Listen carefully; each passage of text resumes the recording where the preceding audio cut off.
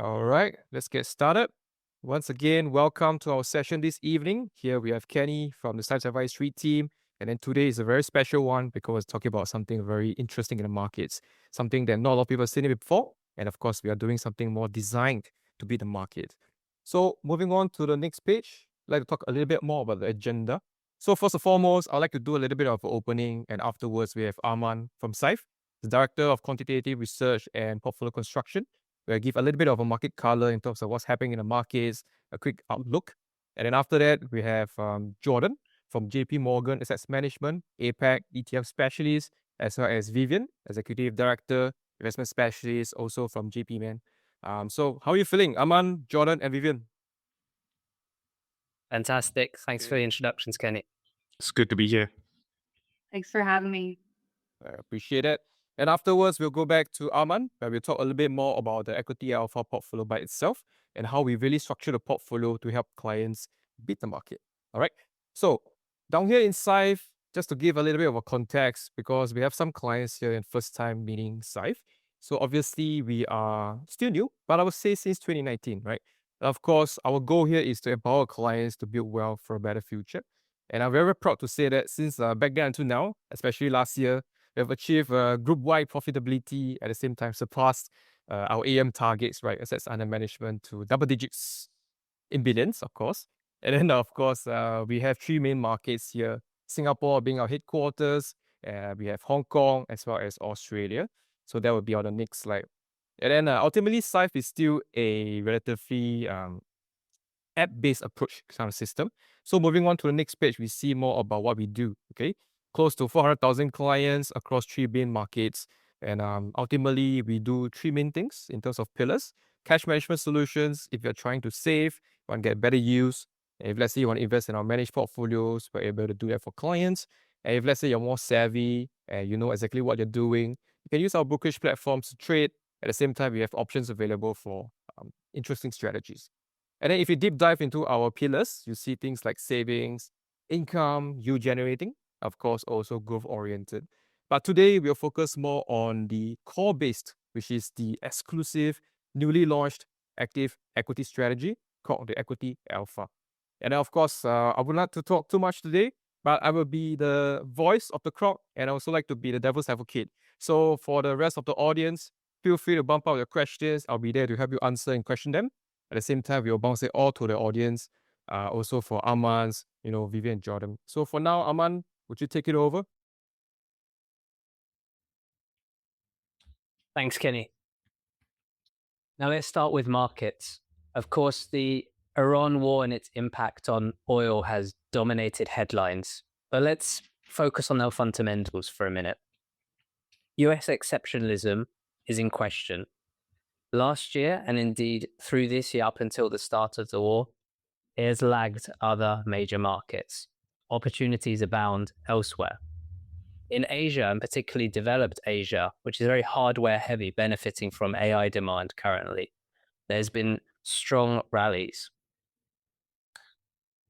Now, looking across other asset classes, gold is no longer just a diversifier. We don't see it anymore as just a risk management tool, but a key driver of returns. And the strong performance through last year is going to be further supported as its place as a safe haven with central bank purchases continuing. Now, we touched on the war. Wars are unsettling for markets, of course, but history actually shows that the impact of these typically, on average, takes approximately 2 weeks to move from the peak to the trough, with approximately a 6% change in average on the markets. And it takes approximately a month to get back to even.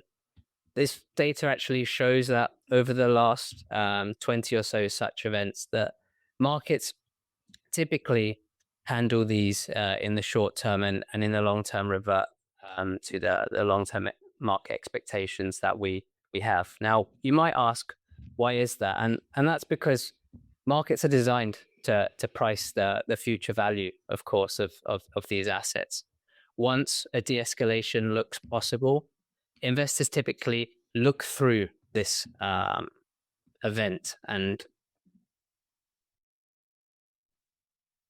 the valuation reverts to typical procedures.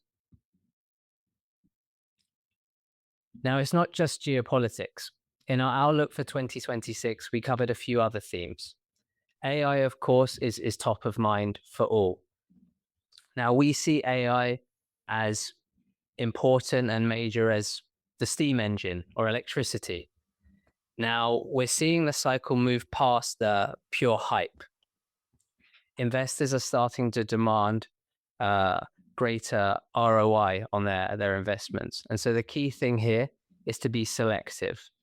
We prefer hardware with strong demand and supply constraints over software, which is currently being disruptive. So selection is key here. Dispersion continues to be top of mind. The market has become less forgiving. The S&P 500, the top 10 stocks currently account for about 40% of that weight. And we don't see returns being driven by the same market leaders as previously. So as the market disperses, leadership changes, it's important to be diversified.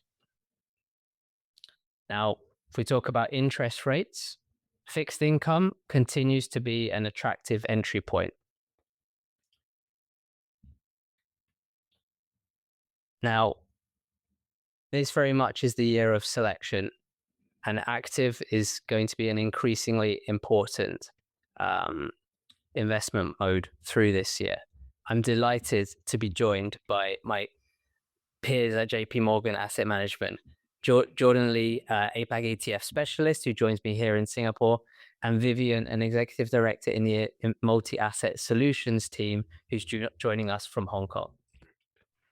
All right, thanks, Aman. So good evening, everyone. Thank you for joining us tonight. So quick introduction, I'm Jordan Lee, ETF specialist from JP Morgan Asset Management, and I'll be walking you through more of the underlying building blocks of the equity portfolio that we're launching with Syfe and more on active ETFs.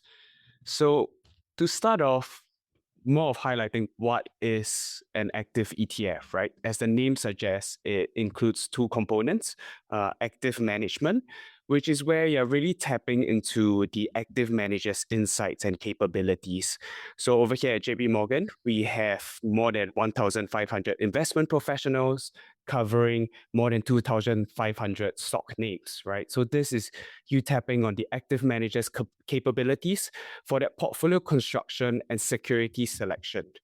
And then you combine that with the features of an ETF, right? An ETF is a vehicle, and what it started around 1993 and has grown to be a $20 trillion business, is that what has contributed to this growth is mainly because of three features within the ETF vehicle. And that is the transparency of the vehicle. You're able to look through on its daily holdings. You're able to download the holdings. You're able to understand what is that portfolio holding within the ETF, as well as liquidity. So as the name suggests, exchange traded fund, you can trade it on the exchange. You will be able to access and get in and out of your positions intraday. And last but not least is cost, right? As with all investors, we tend to be cost sensitive, and the ETF vehicle is a cleaner vehicle. And so with active ETFs, that is a combination of two of the best features of active management as well as ETFs as a vehicle to form the active ETFs. And when we think about ETFs, active ETFs is a natural evolution to where ETFs have been. Right, so like I mentioned, ETFs have been around since 1993, and we most typically associate ETFs with passive investing or index investing. Over time, we see that moving to factor-based, and now what we do see is the rise of active ETFs, right? So right now, the active ETF industry is around $2 trillion, so that is about 10% of the global ETF industry. But in terms of the flows that we see gathering into active ETFs, in 2025, there was 25%, and year to date in 2026, that's about 30%. So even though it's contributing only 10% in terms of market size, the flows that's going into active ETFs is a large contributor to the overall flows into ETFs. And one of the areas that we do see investors going into active ETF is simply with strategies that what we like to call is research enhanced index. So research enhanced index, as the name suggests, it's a step out of your index investing. And when you see on that on the chart over there on the slide, it's what we tap on the active manager's capabilities, which is why I mentioned, covering that 2,500 stocks, stepping on the investment professionals, but taking down that tracking error, taking down that risk profile, still leveraging that same active manager's insights. But now what you get is a portfolio that looks and feels like an index investing type strategy. But within that, you are able to tap on the active manager's capabilities. And the result of that is that you are able to get active stock selection, a regional style sector neutral portfolio compared to the index. You'll be able to get alpha generation, a better information ratio, and also a competitive fee structure to tap on active managers' capabilities. So at JP Morgan, within the portfolio itself, we have a couple of building blocks. As you can see here at the top, there are the tickers, but essentially you can think of it as a S&P 500 expression, MSCI Europe, MSCI Emerging Markets, and so on. And what I do want to highlight is that range that's boxed out over there. And that's where I mentioned that it's regional, style, and sector neutral compared to the benchmark, right? Compared to the index. As you can see, within the country ranges, even though we are active managers, these type of strategies operate within very fine constraints. So within country ranges, around 2 to 3%, sector ranges plus minus 1% to 2%. And even the stock itself, that's where we really take the small active bets on the individual names that we like to overweight, and then underweight the ones that maybe we don't like to a basis of plus minus 0.75% to 1%. And if you look down 2 rows down in terms of the fees, these strategies, although active, are not a lot more expensive compared to passive. These are still priced extremely competitively. And the reason for that is that because we have already been operating, these managers have already been operating and looking at these stocks, these investment strategies for many years, right? It's just that now we have introduced them into an active ETF vehicle. So overall, in terms of JP Morgan and our investment process and the research that we tap into this, we kind of layer 2 layers into our research framework. A qualitative framework where we include our research analysts doing a strategic classification, identifying and ranking the stocks that we like, and then of course ranking lower the stocks that we don't like. We combine that with a quantitative layering in terms of a earnings forecast to normalize the earnings from 7 years down to 3 years to kind of get the valuation multiples. So by combining these 2 layers of a qualitative and quantitative framework, we are then able to rank the stocks that we like in the quintile 1 and 2, and then rank the stocks that we don't like in quintile 4 and 5. And over here on this slide is more of a testament to our global research platform that has been, over here from December 1996 to December 2025, what you can see is that on the left-hand side, which is the stocks that we have typically identified as undervalued stocks, and we have ranked them in quintile 1 and 2, they have actually outperformed. And similarly, the stocks that we have identified as overvalued and ranked and placed them in quintile 4 and 5 have underperformed. So this is really a testament to our long-standing research framework and investment professionals, the sector specialists, the portfolio managers looking into these strategies every day. And we have now just introduced them into the active ETF vehicle. And so this is an example of that very regional style and sector neutral portfolio that I mentioned. So taking a global strategy as a reference point, when you look on the left-hand side, in terms of the regional weights, right, compared to the benchmark, which is MSCI World, our investment strategy, the look and feel, the allocations are more or less the same. North America, Europe, Middle East, Japan, and so on. It's quite tight.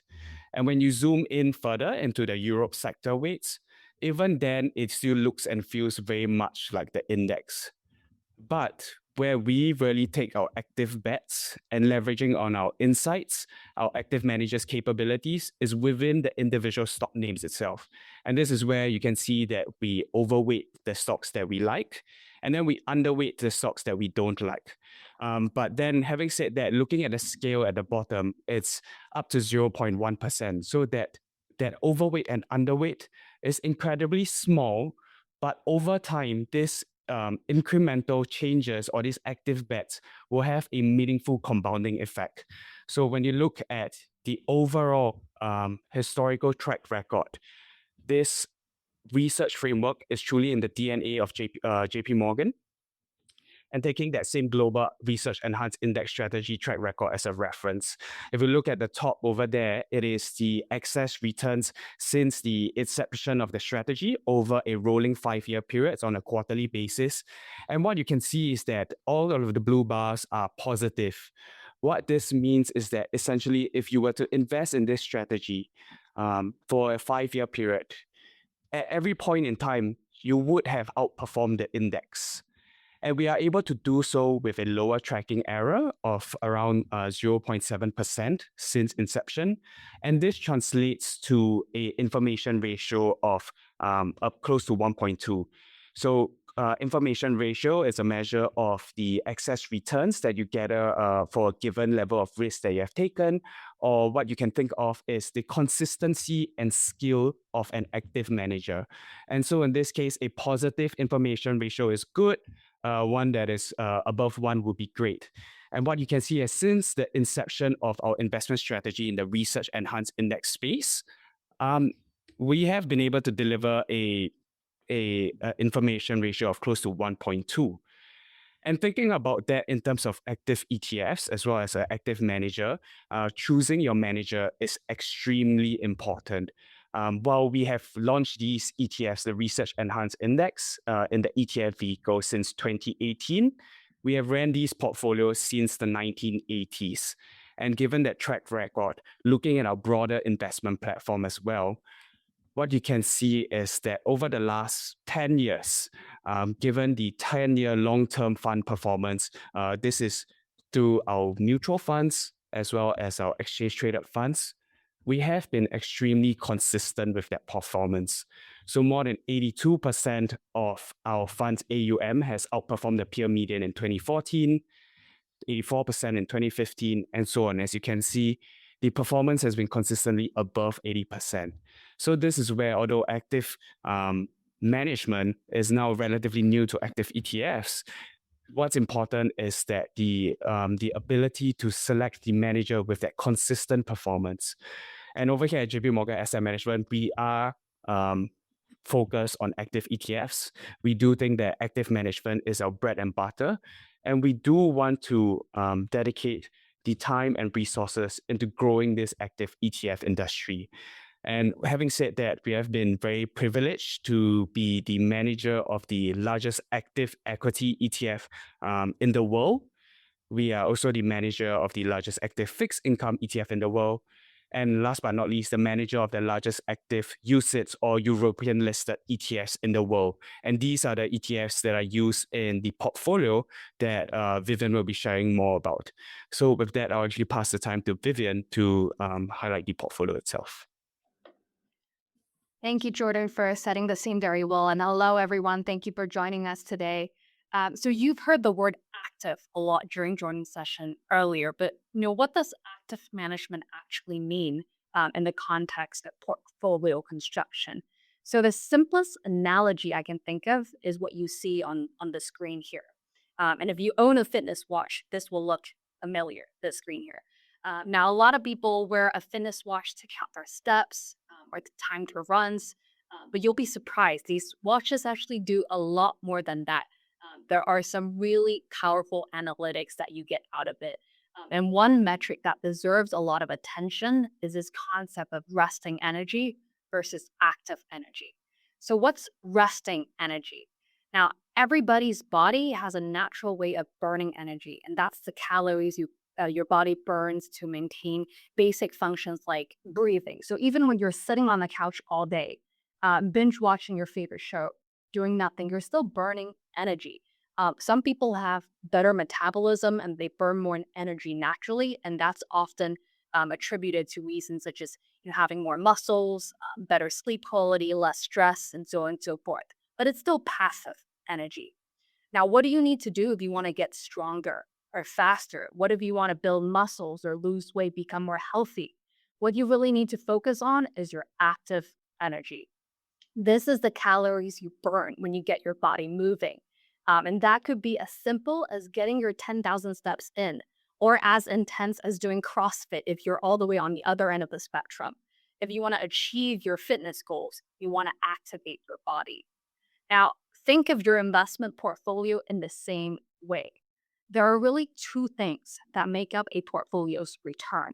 We have what we call market beta and alpha. So if you go on to the next slide, you'll see what is the beta return for a portfolio.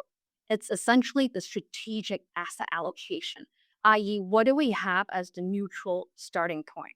What might be some of the structural tilts within the portfolio? And just like how some people burn more passive energy, some portfolios, for example, will have higher weights to stocks, or within an equity only portfolio, have higher neutral weights to emerging market equities, meaning higher expected returns over the long term versus a developed market only portfolio. Now, in theory, if you used entirely passive building blocks for your portfolio shouldn't deviate too much from the expected beta return from the strategic asset allocation framework you set out. And how do we activate our portfolios? We need to look for sources of alpha. Alpha really comes from two sources. Firstly, we have what we call security selection. What that means is we're choosing active building blocks that aim to outperform the market. These can be high tracking error strategies or low tracking error strategies, such as the research enhanced index strategies that Jordan was just describing. And so long as we're allocating to strategies that attempt to generate alpha over and above the index through bottom-up security selection, or being active with our security selection. And by integrating active strategies into our portfolios, we're not just sitting back and letting the market run its course. We're actually actively engaging with it to enhance our outcomes. Secondly, we have what we call asset allocation. This is another source of alpha. Here we are actively managing the portfolio and taking advantage of market dislocations. That could be making relative bets between different asset classes, such as stocks and cash, or different markets, different regions, different investment styles, etc. And all for enhancing return or managing downside risks. And so here's the bottom line. Why settle with just a beta, with just a blue bar on this screen here, when there is potential for alpha from both security selection as well as asset allocation, right? Just like how we want to activate our bodies to achieve our fitness goals, we also have to activate our investment portfolios to really elevate portfolio returns. Now, why am I starting with this, and why is this so important? Because this is one of the key pillars of our investment philosophy. There are a lot of managers out there on the street that focus on static portfolios with passive building blocks, but we do think we are able to provide differentiated outcomes by being active.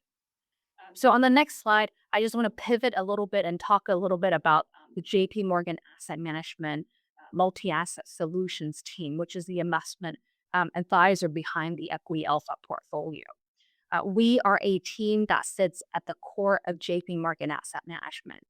What that means is we have the benefit of being an asset allocator in one of the largest asset managers in the world. Now, globally, we are a team of over 100 investment professionals. And what we do is we bring together all of JP Morgan's best-in-class ideas to really curate and manage diversified portfolios that can deliver on client objectives. Now, we've been managing portfolios for over half a century. And as a business, as a team, we oversee over 500 billion US dollar of client assets globally, and that's across both discretionary as well as advisory accounts. We began our legacy actually in the institutional space, serving large investors and asset owners such as sovereigns, endowments and foundations, insurance companies, etc.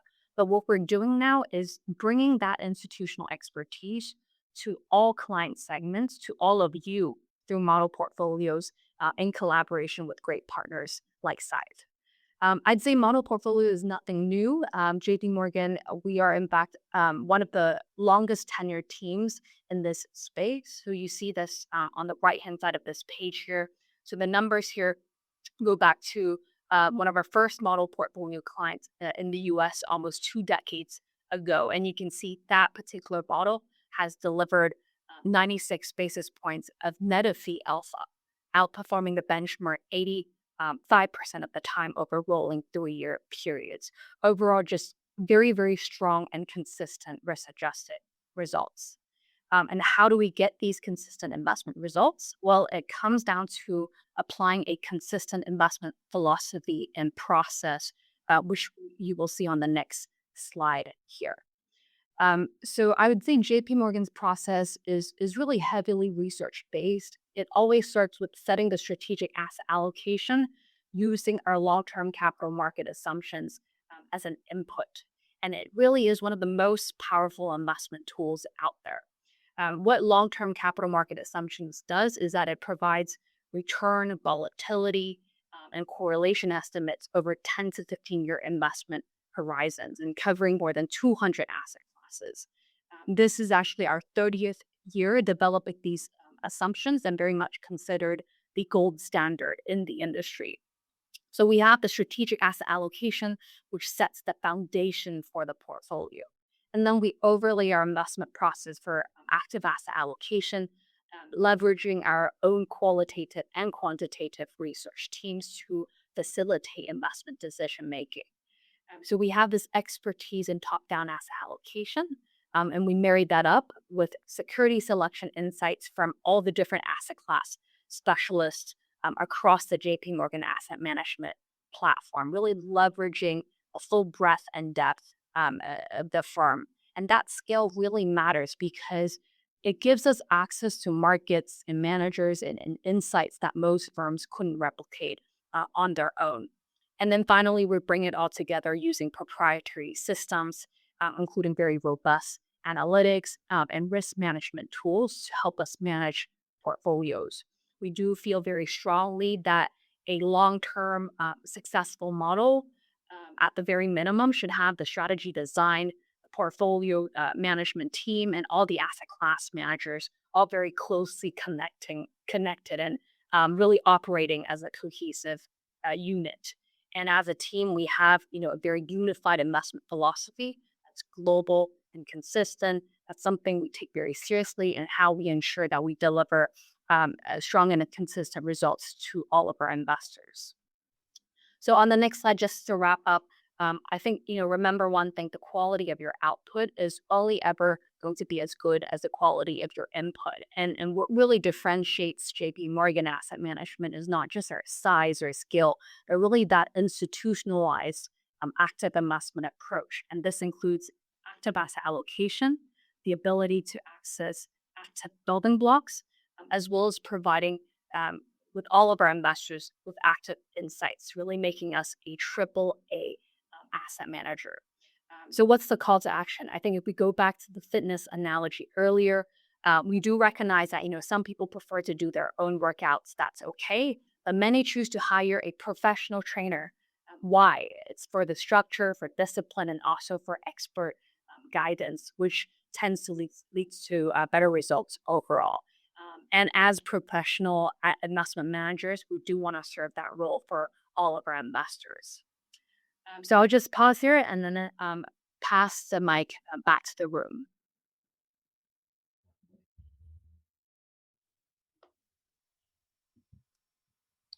Thanks, Vivian. And thank you, Jordan, as well for your insights. Now, before we jump into Equity Alpha, the new portfolio which has been engineered to outperform, let's take a step back and look at the investing landscape and the various options available to investors. Now, on the far left of this slide, we've got index trackers, traditional passive. They're low cost, they track the benchmark, but you're going to get the market returns. They're not going to outperform. On the far right, you have traditional active funds. These can be costly to the tune of 1.5 to 2% per annum. They can be concentrated in a number of significant bets, either on individual stocks or within sectors. And research actually shows that over the long term, around 90% of these funds underperform their benchmark.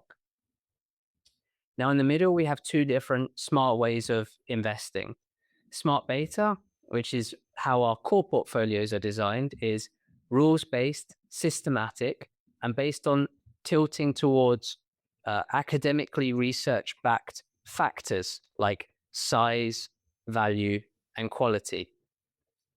These strategies are also low cost and over the long term tend to outperform the market. Now, we also have Smart Alpha, incredibly relevant in today's market, and we'll touch on that more shortly. This is backed by stock level research, but it's disciplined and it's diversified. What we're looking at here is single stock tilts 1 to 2% over and underweights, as Jordan covered earlier. We're not looking to hit a home run here. This is about consistent edge. So why Smart Alpha now? Well, in the market environment that we touched on earlier, where dispersion is high, leadership is changing, concentration is incredibly high in certain stocks, but we don't expect those necessarily to lead returns through the year. Active selection and disciplined portfolio construction is more crucial than ever. Now, whilst markets are expected to continue to do well, we don't necessarily anticipate that will be driven by the same small group of companies that we've seen over the recent years dominate returns. And therefore, a portfolio that is broad-based but managed meticulously like an index, which is able to overweight and underweight in line with the methodologies that JP Morgan have just highlighted, is crucial. Now is the time to go active. Now, who better to partner with on this? The world's largest active ETF manager. My peers have touched on their track record. These strategies have run for decades with significant periods of consistent outperformance. This isn't about home runs. It's about that consistent edge that delivers time after time. The scale of their research platform and the team behind that can't be understated. 350 professionals covering 2,500 stocks. On the Syfe side, we've put together a portfolio that is both cost effective and accessible. We've unlocked these investment strategies that were traditionally kept for institutions to now be accessed by you. We're democratizing how you can access these active strategies. Now, the key points with this new portfolio, it's active management. It's powered by the world's largest active ETF manager who have over 20 years of consistent outperformance. The portfolio is 7 times more cost effective than traditional active funds, which can run up 1.5 to 2% charges per annum. Now let's take a look at the portfolio characteristics. Over the last 8 years, the annualized return in Sing dollars has been 10.8%, and the alpha, or the excess return over the benchmark, has been approximately 90 basis points. If we look at rolling 3-year periods, the outperformance has been present in 95% of those periods. Again, this is about consistency. And as we've touched on before, the average expense ratio of this portfolio is 23 basis points, which is far closer and indeed comparable to passive funds than its active counterparts. If we take a look at the country breakdown and the sectors of this portfolio, as JP Morgan have highlighted, this is broad, this is diversified. There's no concentrated bets here. We are broadly in line with the benchmark, with small tilts in line with JP Morgan's tactical advice based on their long-term market views. And the sector breakdowns are broadly neutral.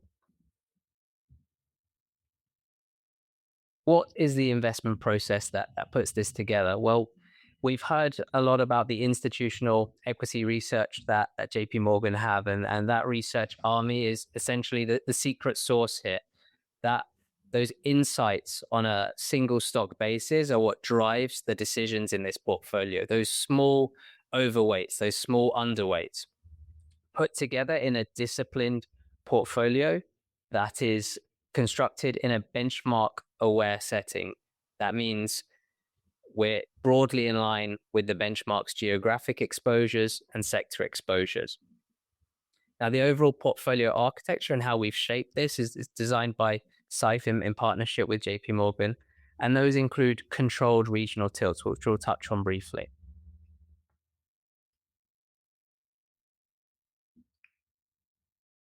Now, as JP Morgan covered, our country exposures for this portfolio and these models are broadly in line with the benchmark. What we're looking here at is small tactical asset allocation based on those long-term views. No oversized country bets, no sector concentration. The risk is controlled here. It's the same story when we come to sectors. And the key source, secret sauce here, is the small underweights and overweights on a stock specific level. Taking an example of information technology stocks, perhaps overweighting Nvidia slightly and underweighting an Intel slightly. This is active DNA with index-like precision, managed meticulously to extract returns. So how have the results looked? Now, these strategies have run for decades at JP Morgan, and over the last 20 years have delivered over 80 basis points of outperformance. Now, this outperformance, of course, compounds. If you were to have taken some years ago $100,000 and invested in this portfolio, you would have approximately $30,000 more than taking that same money and putting in the benchmark, perhaps a passive index tracker. And this is really game-changing in terms of how that consistent alpha builds over time. Now, we've touched on cost.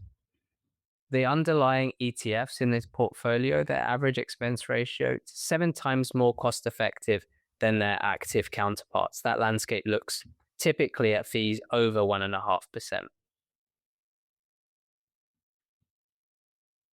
In terms of where this fits in our broader suite of products, this is part of our growth range. It is a complement to our core portfolios, which can further be supplemented with thematics for those investors who want to express a particular view, be it within China, disruptive technology, clean energy, or healthcare.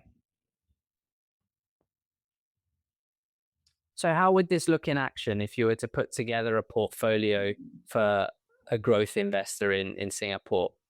Now, this portfolio complements our core foundation.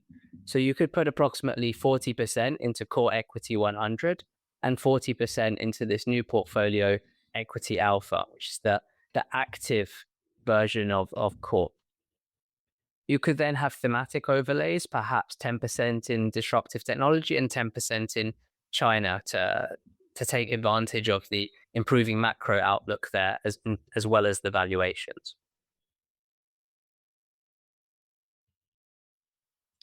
Just a quick word on how this portfolio came about. We touched on in our outlook at the beginning and indeed in previous materials from Syfe. This really is the year of selection. We are seeing market leadership change. We are seeing dispersion widening. This is very much the year where that option, that additional active management layer can prove really important. So for us, this is and a very useful tool for all of our investors to be armed with in their toolkit of investments for growth. Now, a lot of our clients might be asking, okay, but how is this different to Equity 100, your core portfolio, which is also a equity portfolio focused on growth? And the key thing here is these two portfolios complement each other. They're actually using different drivers of return. Core Equity 100 is capturing broad market growth, but it outperforms using factors in the long term. These factors are grounded in academic research, and they look at companies expressing either size, value, or quality. The risk profile is diversified with these tilts, and the track record is long-term outperformance. From an equity alpha perspective, the driver, of course, is that stock level selection, that small overweighting, that small underweighting. It's diversified, it's sector and style neutral. There's a layer of tactical asset allocation using JP Morgan Asset Management's long-term views. And there's, of course, been consistent outperformance of 0.5 to 1% over 20 years. The fees, as we've covered, broadly in line with passive funds and indeed 7 times lower than most active funds. The rebalancing will be selective and disciplined 2 to 4 times per year. This is for investors who want the professional judgment without the big fees and the high concentration bets. Now, we're running a promotion until the end of this month for investors in this new portfolio. You can use the promo code ALPHALAUNCH when you fund your portfolio. All the terms and conditions are, of course, available on our website. Now, without further ado, I'll hand back to Kenny for the Q&A. All right. Thank you so much, everyone, for the very comprehensive, insightful session. I really like Vivian's analogy, which is about the watch, right? It's about the resting, the active energy, that kind of stuff. So it quite aligned with today's topic in terms of what we can balance between what we can do passively and what we can do actively.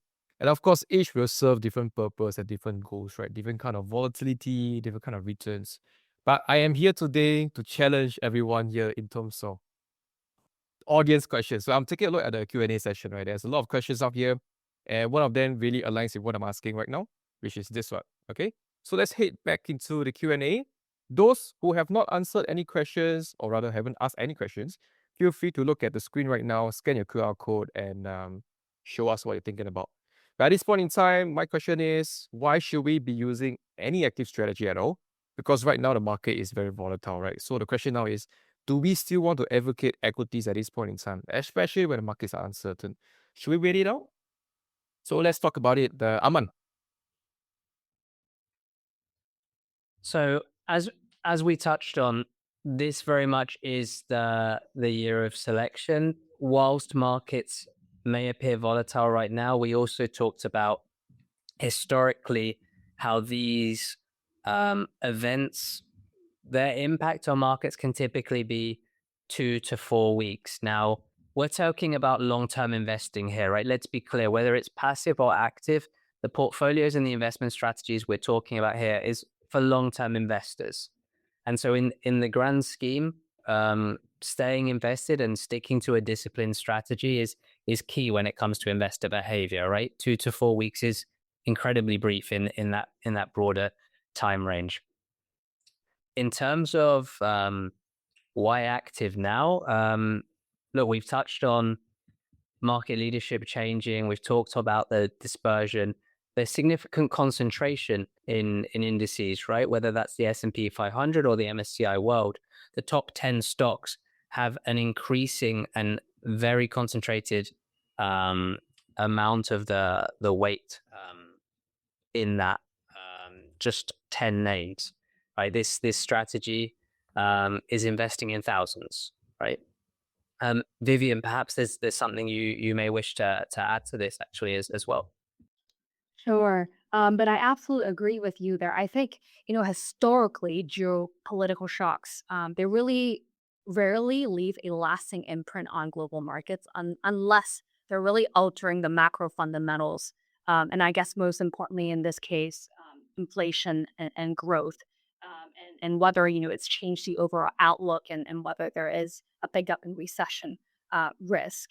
I think just specific to this particular, conflict in the Middle East, our core view is for it to be short lived rather than prolonged because it is in no one's interest to drag this out for an extended period of time. Undeniably, asset markets are clearly experiencing short term pressure and volatility amid all the geopolitical headlines. But, I'd say overall, rather than reacting to short term noise, we should be focused on long term fundamentals. What exactly is changing fundamentally, and does the current situation challenge the view over the medium term?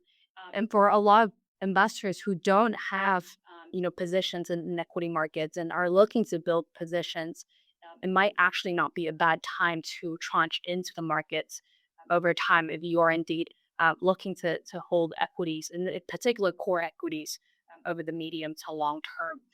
And why active? I guess in particular, I think volatility and market dislocations in general make active management really ever more important. And in a period where market dynamics are changing ever so fast, as investors, we should also be recalibrating portfolios in a very thoughtful way to both manage downside risk and to capitalize on opportunities that arise in the market, but doing it in a risk controlled way, both when it comes to security selection and asset allocations. And therefore, remaining disciplined in this process amidst this environment is going to be really important. Nice, sounds good. That I saw another question, which is this one. It quite aligned with one of Jordan's statement earlier because we're talking about cost, right? So right now we have active ETF strategy that has similar cost to the passive ones. Right now we have to compare, right? So what kind of cash are we looking at? Yeah, thanks, Kenny. That's actually a great question, and I'll take a line off Aman actually, which is this year this selection is key, and similarly, selection of active ETFs itself is key for investors, right? The due diligence for active ETFs is just as important, and the reason for that is looking at the US, which is the largest ETF market, there are now more active ETFs than passive ETFs, and active ETFs itself has only been around coming up meaningfully over the last 10 years or so. And so that's why investors, that is effectively the catch, right? Even though now that it might be as cost effective as passive ETFs, what's more important now is the additional layer of due diligence on the active manager itself.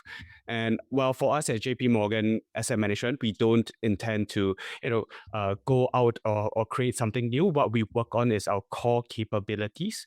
What we offer isn't something new, not necessarily a new investment strategy, but what we are offering is now newly in the ETF vehicle, right? But the investment strategy, the investment framework, the research behind it has been time tested and proven, and we focus on our core capabilities, and that's how effectively we have been proven successful in the active ETF market.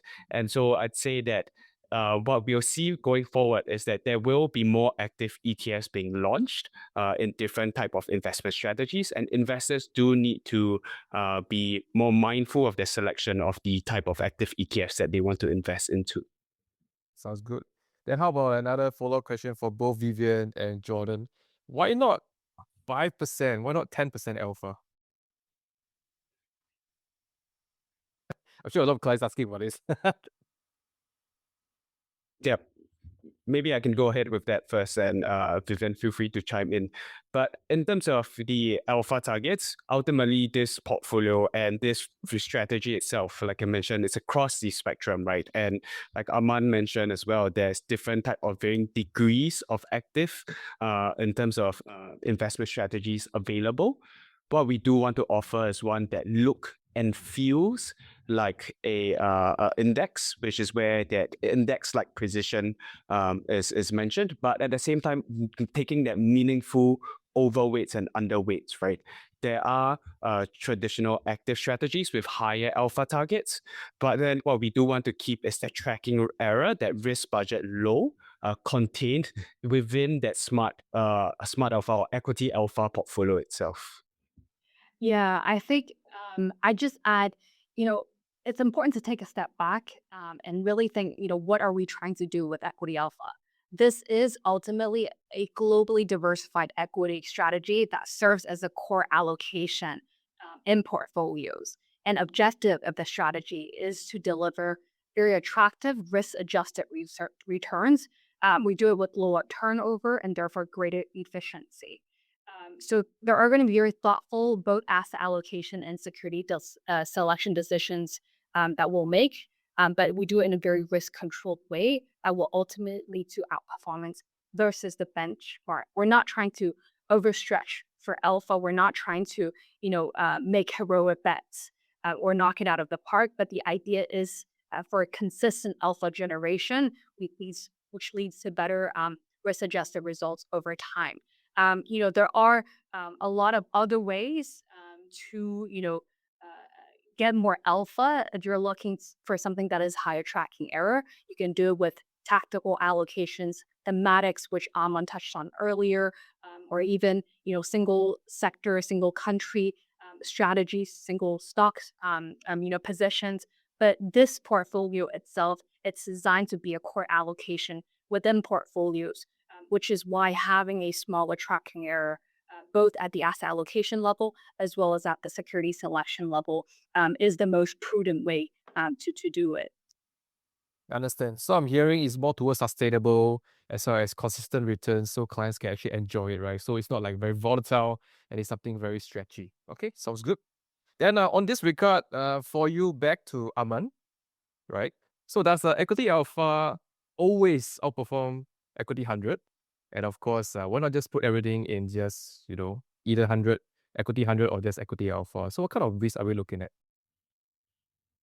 Sure. Let me touch on this question, and I think a couple of the other related ones. I mean, as we touched on, equity 100 and equity alpha are both equity portfolios. They're both designed to outperform the market, but through different drivers of return. So of course, equity alpha, we've gone in detail about the stock specific overweights, underweights that drives this consistent outperformance, right? There's 0.5 to 1% each year. Now, if we talk about equity 100, the factors that it tilts to in a systematic way, value, size, and quality, over the long term, these all outperform the market. They are just of a different nature in terms of driving returns. They are longer term in nature, in the sense that in the medium term, an individual factor might go through a more challenging period. And that's exactly why we integrate all three factors to produce a portfolio that over the long term also outperforms. The way we think about this is also a diversification of your risk drivers, right? From our perspective, our suggestion here is to use equity alpha as a complement. Our suggested allocation would split between these two portfolios. Now, some clients might be more resistant to an active strategy, and some clients it might be exactly what they're looking for. And of course, on an individual basis, that comes down to a client's preferences, which I can't speak to in for everyone. But that hopefully gives you an idea of the different considerations you may have. These are two both cost effective ways of outperforming in the long term, and that's what we focus on at Syfe, is providing clients, arming you with products in your investment toolkit that are cost effective, they are designed for long-term investing, and they're designed for as good outcomes as possible. Then on this regard, right, what would be the ideal allocation split? So between equity 100 and equity alpha, can I do a 50-50? Can I do a 60-40? So look, I think that there isn't necessarily a correct answer to this. What we would recommend is 50-50. That there may be some clients, as I touched on, who are very interested in having that more active approach right now. We've talked about markets in this environment. I think active ETFs have seen 80% of the inflows in recent times.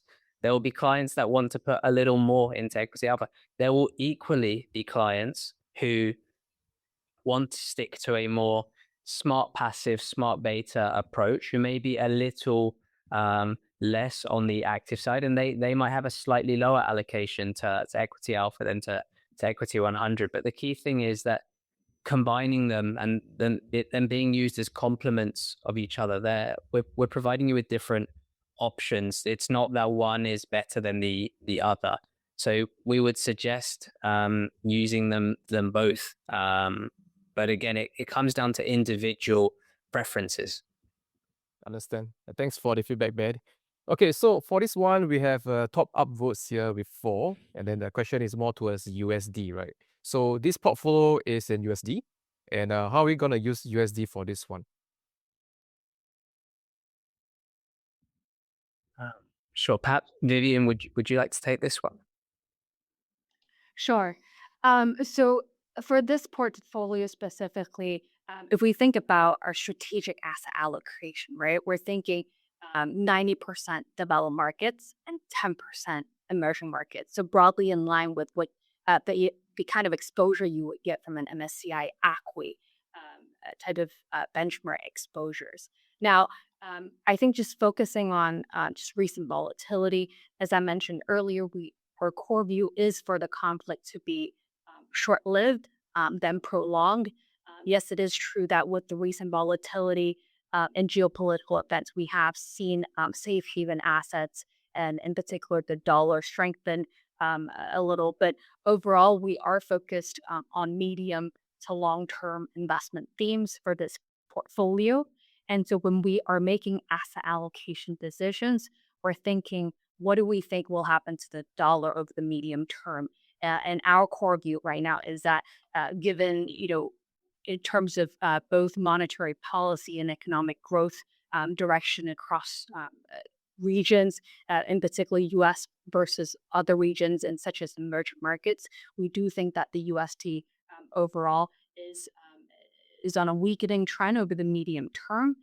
And so within the portfolio today, from an asset allocation perspective, we actually do still have a more positive and constructive view on US equities, more broadly speaking, because if you think about the US, it is still the highest quality equity market today globally.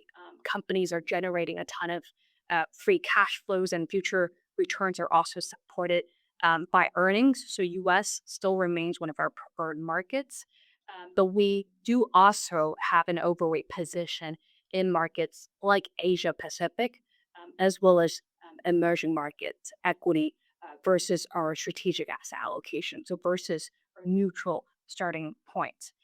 And we do think that, Asia and EM, more broadly speaking, is an important region for gaining investment opportunities. And we've seen it provide both return and also diversification benefits because you have markets like China, India that has its own cycle. And you also have markets like Taiwan, Korea, which are really playing into the tech, AI, and sort of semiconductor theme. And so within the portfolio versus our neutral starting point, we do think that these are really tailwinds for Asia Pacific and emerging markets. And obviously the continued US dollar weakness over the medium term being a very supportive tailwind for EM overall as well. So again, it's important to take a step back. Yes, there is currently a lot of noise in markets, both equities and fixed income, and when it comes to geopolitical headlines, but important to take a step back and really just focus on more of the medium to long-term fundamentals. All right, sounds good. And then, of course, in the interest of time, we'll just take a couple more questions. But this time, we'll just start from the top all the way down. So why don't we start with Jordan? We can take one from you first. Should I be picking one Yeah, question? go for it.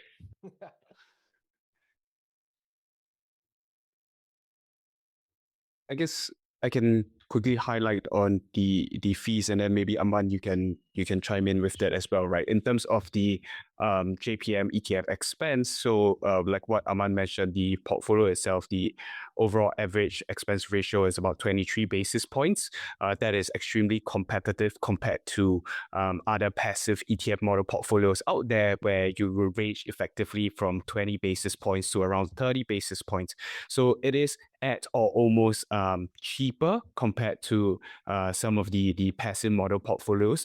And the reason behind that, there isn't really a catch behind that. And the truth be told is, which I might sound like a broken recorder, but effectively it's because we have run these strategies for decades. Effectively, the portfolio managers themselves, our investment professionals, our research analysts, they have already been effectively paid for in other forms through our institutional mandates and mutual funds. We are not effectively building a new business, hiring new investment professionals. And that is why we are able to translate that into a very competitive fee structure for our active ETFs portfolios as well. Yeah. Yeah, maybe I can just add on here, and look, I think we can take a few more minutes here to make sure we cover off some of these other questions. It's important for us to get you the answers to these questions. Although if anyone doesn't have their question answered tonight, we will reach out, and we are always available, of course, to discuss further. But let me try and take a few of these questions as well. Maybe just touching on the fees as well. Look, what we've put together as a portfolio is incredibly cost effective. What Syfe provides to clients is there's numerous different things, whether it comes to rebalancing, trade fees, the analytics and tools we put together on the app for clients.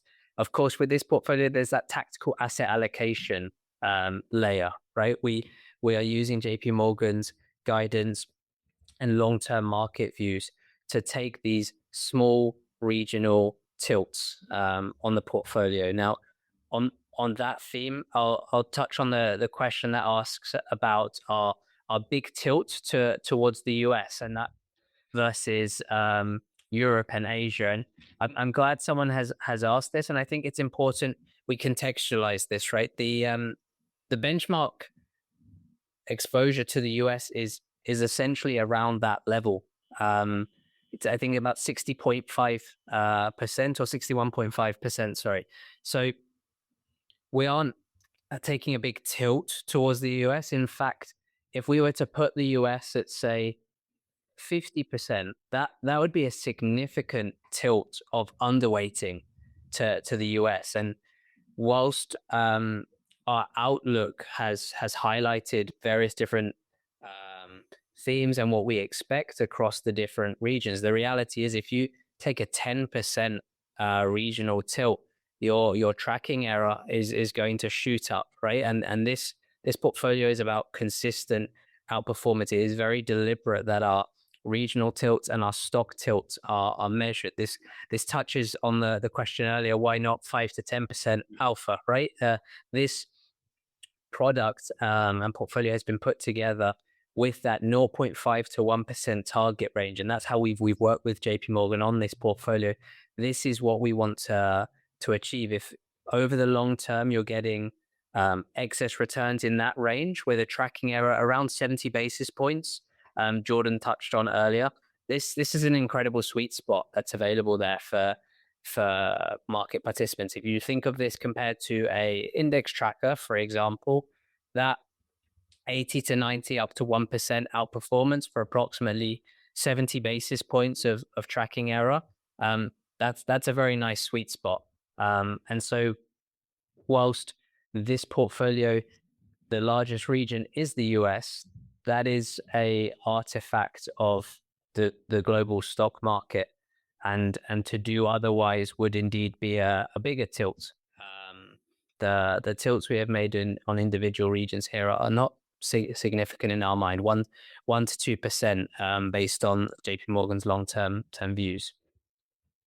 One of the other questions on there was around the time horizon for this particular portfolio. So in line with any other 100% equity portfolios, be it equity 100, for example, from our core portfolio range, look, the time horizon for this product is long-term. It's 10 years plus. This is about long-term investing. As we know, equity markets can go through periods of volatility as an asset class. It grows more than most other asset classes, but as a result, the ride might be a little bumpier, and that is why this is perfect for long-term investors. So 10 years plus. On the theme of long-term investing, I've seen a couple of questions around CPF and SRS. So let me take those. So the way that SRS and CPF investments work is there's a defined universe of eligible securities. So putting a portfolio together that uses those securities is what's required for a portfolio or product to be SRS eligible, as our equity 100 portfolio is. In this instance, the underlying securities that we're using, those UCITS ETFs, and that we're using UCITS ones because those are tax efficient. We haven't touched on that here, but of course we've touched on that numerous times in previous webinars, events, articles, and so on. But essentially, the ETFs we're using wouldn't allow us to package this as an SRS portfolio, and so that's why currently this is not available in SRS or CPF format.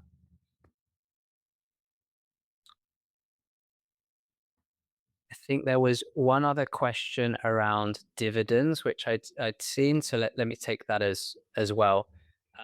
The underlying constituents of this portfolio are accumulating dividends, are reinvested in the portfolio. Be it dividends or be it rebalancing, or indeed your inflows or outflows to this portfolio, all of that is taken care of by Syfe and J.P. Morgan. There's no additional costs on the end client, and that is part of this overall proposition of us putting this portfolio together, powered by the world's largest active ETF manager.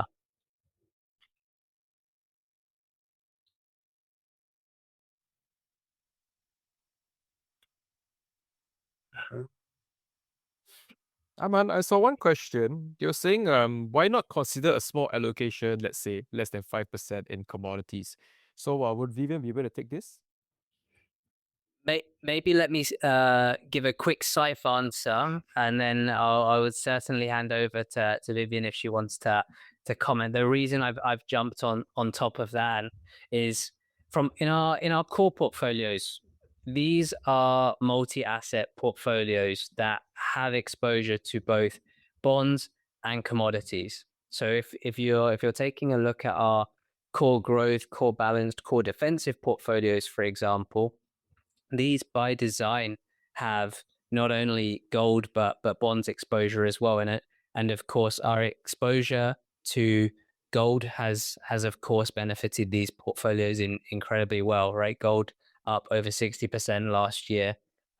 Those three portfolios all outperforming their benchmarks and peers significantly as a result. Now, coming to this portfolio, much like our other core portfolio equity 100, equity alpha is by design 100% equities. When we think about constructing something that is consistently designed to outperform a particular benchmark, right? That benchmark is typically not going to be a multi-asset one that includes a particular amount of gold, right? If we were to take a position in gold, that would significantly impact our tracking error, right? And as we've talked about before, the design of this portfolio is around consistency. This this portfolio can be perfectly combined with a gold position, right? Be that using our core portfolios, be that through gold ETFs on Syfe Trade, right? That would be the way to combine this with gold exposure. Vivian, feel free to jump in if there's anything you'd like to add. Sure. No, I think you covered it very well. So this strategy, this portfolio by design is an equity portfolio and focusing on core equities. But we do acknowledge that there are diversification benefits to owning gold in any portfolio. However, we are also cautious because gold has historically exhibited pretty significant volatility. I think gold is topical now because it's done very well since late 2023. But if you think back, back in 2011 to 2015, prices were tumbling around 40%, right? Before only fully recovering in 2020. Based on our long-term capital market assumptions, gold has an expected annualized return of north of 5%, but volatility is broadly in line with equities, which translates to a risk return profile that is not as attractive as other asset classes, especially considering that the metal doesn't generate any income, but as a price appreciation play, and given that there are potentially diversification benefits with equities and bonds and traditional asset classes, 5% of an allocation in portfolios could, could be a good hedging tool. But I think, you just have to manage expectations and size positions more carefully given the volatility.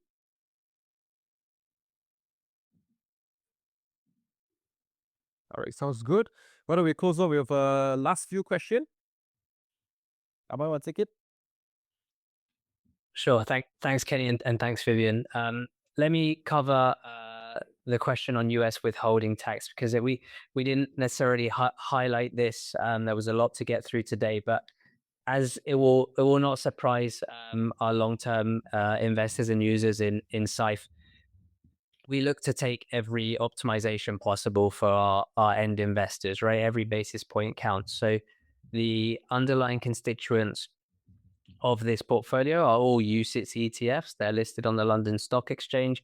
They're Irish domicile. What that means is we are optimizing to reduce US withholding taxes as much as we can. And that's crucial for Singapore investors and indeed many other jurisdictions in the world. So the portfolio is entirely UCITS. I'll take maybe perhaps the final question here is what makes the risk level 4? Look, this isn't 100% equity portfolio.